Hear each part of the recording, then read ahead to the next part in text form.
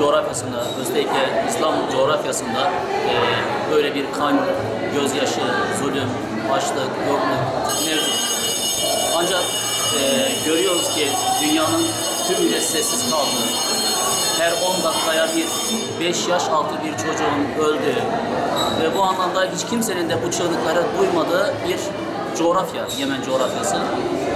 Gençlerimiz dünyanın sessiz kaldığı bu drama, bu trajediye en azından ses olmak adına, en azından o çocukların bir sonraki öğüne ulaşabilmeleri, açlıktan ölmemeleri adına böyle bir kermes düzenlemeyi düşündüler.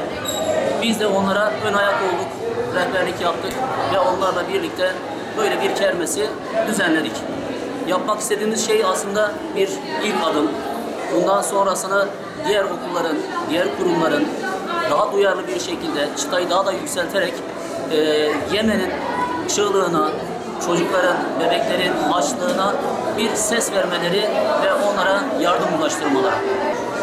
Biz bu kermesi bütün İslam coğrafyasında olduğu gibi bugün de Yemen'de açlıkla savaşan, mücadele eden birçok insan olduğunu gördük. Ve Adıyaman Anadolu Lisesi öğrencileri olarak Peygamberimizin şu hadisini hatırladık. Komşusu açken tok yatan bizden değildir.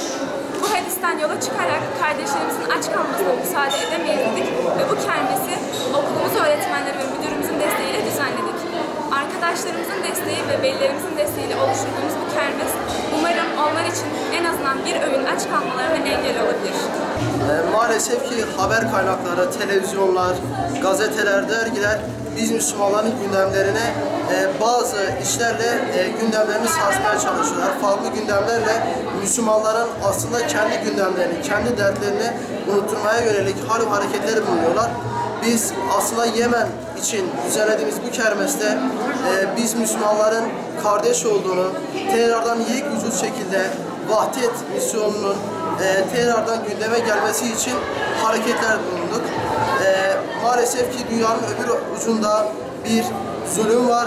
Biz bu zulmü haykırmak için kermes düzenledik ve acı olan kısım şu ki insanlar savaştan, hastalıktan ölmüyorlar. İnsanlar açlıktan ölüyorlar. Bunu da tüm kardeşlerimize haykırmak istiyorum. Evlerimizde, sıcak yataklarımızda annelerimiz bize o tabakta kalan kısma oğlum tabağını bitir, kızım tabağını bitir derken maalesef ki dünyanın öbür tarafında birbirimizi kardeş olarak adettiğimiz insanlar açlıktan ölüyorlar. Bizlerin tekrardan Müslümanların Allah'ın derimiyle Müslümanlar ancak kardeşlik misyonuna tekrardan sahip çıkmamız lazım. Biz Müslümanların tekrardan bir kardeş gibi davranmamız gerekiyor.